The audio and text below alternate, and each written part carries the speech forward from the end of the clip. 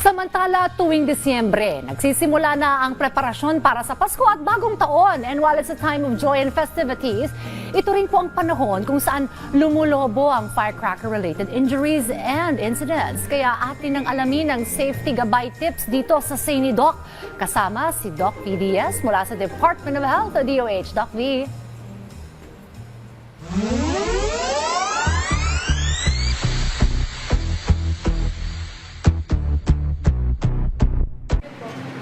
Magandang umaga mga ka-RSP. Ako po si Doc Vivies mula sa Kagawaran ng Kalusugan. Ngayon ay alamin natin kung ano ba ang Sani Doc at ng mga eksperto pagdating sa iba't ibang usapang pangkalusugan. Nalalapit na ang pagtatapos ng taon at tiyak na nais nating maging masigla ang bagong taon. Kaya mauuso na naman ang fireworks o paputok. So pagpasok ng taong ito, naitala ng Department of Health ang halos 609 na biktima ng paputok. 601 ito ay dahil sa paputok at pailaw, at ang iba ay nakalunok pa ng watusi. At ang ilan naman ay tinamaan ng ligaw na bala na sa tingin ko ay parang nasawi. At may mga nasunugan pa. Kaya naman para mas mapababa ang kaso ng biktima ay pinaigting ng DOH ang Ligtas Paputok Campaign. At para mapag-usapan ito ay makakasama natin si Director Jerna Manatad na ang namumuno sa Epidemiology Bureau ng Department of Health. Welcome po dito sa Sani Doc at sa Rise and Shine Pilipinas. Doc Jerna? Magandang umaga din, Doc B. Doc Jerna, marami po ang klase ng paputok, ano? Ngunit ano po ang karaniwang paputok na nakakapaminsala? Okay, base po sa ating datos sa last year, merong iba't ibang klaseng paputok. Meron dito ay because of legal fireworks at saka yung iba naman ay illegal naman po yung category nila in terms of the use of the fireworks. So around 40% ay due to the use of legal fireworks, and then 37% naman dito ay yung kadalasan dito ay yung plapla, and then buga at saka yung 5-star na mga klase ng mga paputok. Ayan, nabanggit po ni Dr. Jerna na may mga mapapinsalang paputok at ito po, Dr. Jerna, is base sa batas. Ano? Opo. Republic Act? Okay, ito po ay naaayon base po sa batas na Republic Act number 7183. Ito po yung batas na nag-regulate yung sale, yung manufacturing, distribution, and use of firecrackers and other pyrotechnic devices. So ito po yung mga listahan kung saan ito yung mga allowed na mga klase ng fireworks base dito sa batas. So just to mention dito, Dr. V, ito yung mga BB rocket, bawang, small triangulo, yung pulling of strings, at saka yung paper cups. Meron pa pong mga listahan ito, yung mga allowed naman po base sa batas. Now, yung illegal naman, mahaba-haba din po yung listahan, Dr. V. I have here also the list. So, tingnan natin yung listahan dito. So, just good also to share na ito yung mga pangalan po, special na mga pinagbabawal na paputok: atomic bomb, large size Judas belt, goodbye Dilima, hello Colombia, goodbye Napoles. Ito yung mga kaibang mga pangalan, Dr. V. And then Super Yolanda. Meron pa dito po, Mother Rockets, King Kong, Quiton, Super Lolo. Minsan nga unique din yung mga pangalan talaga nila.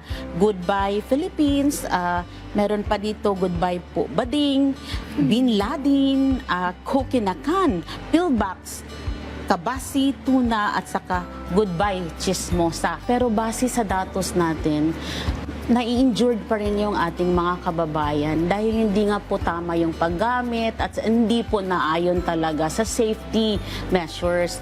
So yung mensahe po natin dito as much as possible is iwasan talaga yung paggamit ng yung mga fireworks na lalong-lalo na po sa mga bata, lalong-lalo na rin po sa mga taong nakainom kasi sometimes wala na sila sa tamang pong desisyon kung paano maprotektahan yung sarili nila.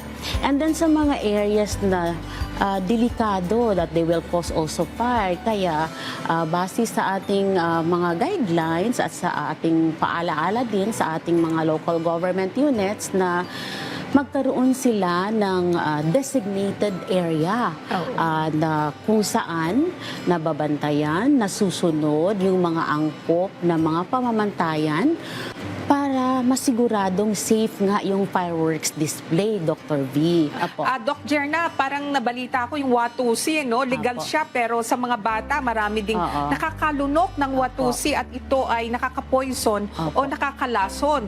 Ano ba ang dapat gawin ng mga magulang kapag yung Watusi ay nalunok Oo. ng anak? Unang-una, Dr. V, sana talaga bawalan natin yung mga bata na gumamit doon kasi wala pa silang enough talaga na depensa din, no? Tapos colorful pa yung Watusi. So parang ang dali din Parang candy. candy Oo. na parang dali lang lunukin. Now, base sa datos natin, nag-improve din naman, no, yung number of cases na nakalunok ng Watusi. So last year, meron lang tayong isang kaso based sa reported natin and then that's a child. Doc Jerna, di ba po pag nakalunok ng Watusi, siyempre matataranta yung magulang. Nanay. So ang dapat gawin is maari po siyang bigyan ng egg white. Opo. No? Kung nakatatanda yung bata, mga egg whites. Opo. 8 egg whites.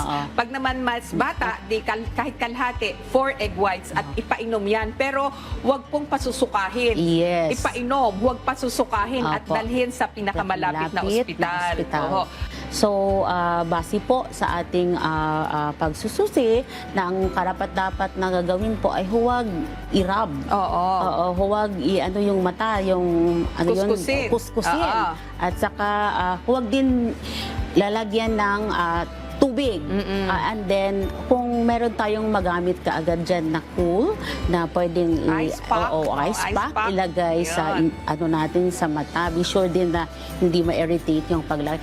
At dalhin kaagad sa pinakamalapit na hospital. Ayan po, no? Kapag naman po nasunog, usually po yung malalakas na Sahan. explosion, Hugasan siya, no, ng Hugasan. malinis na tubig, yung tap water, okay lang yan. Tapos kung meron tayong magamit na clean na tela or kung wala tayong mga OS dyan sa bahay or yung mga gauze, takpan yan.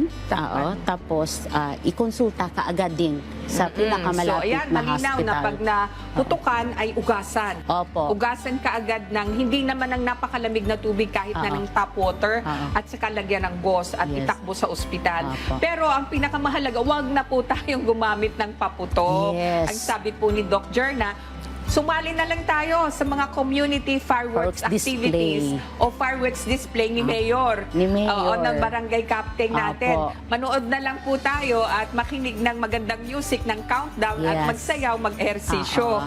So yun po ang kasi Doc Jerna, meron yata pong mga bayan na may ordinansa ang mga mayor, ano ho? Opo. Meron silang mga ordinansa doon nagsasaad na pinagbabawal talaga yung paggamit ng mga fireworks.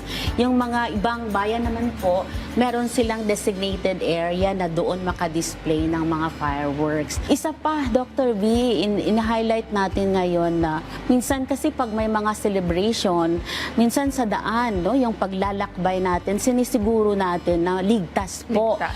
So, pagsulong ng biyahing healthy o kaligtasan sa kalsada para sa lahat.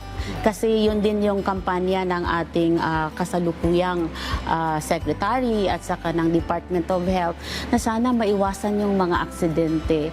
So, pag nagda-drive po, dapat hindi nakainom. Sisiguraduhin po na yung ating mga sasakyan ay na-check natin at saka binabawal din naman yung paggagamit natin ng mga phones pag nagda-drive.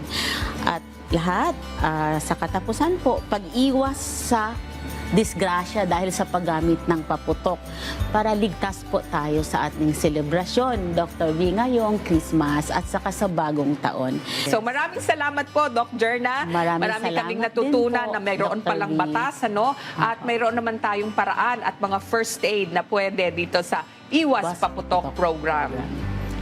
Para sa ligtas na pagsalubong sa bagong taon 2025, tayo po ay maging maingat. Huwag gumamit ng mga pinagbabawal na paputok at makinig sa payo ng mga eksperto. Ako pong muli si Doc Vidiez, ang inyong kasangga sa kalusugan. Maligayang Pasko mga ka-RSP! Kita-kita kits next week!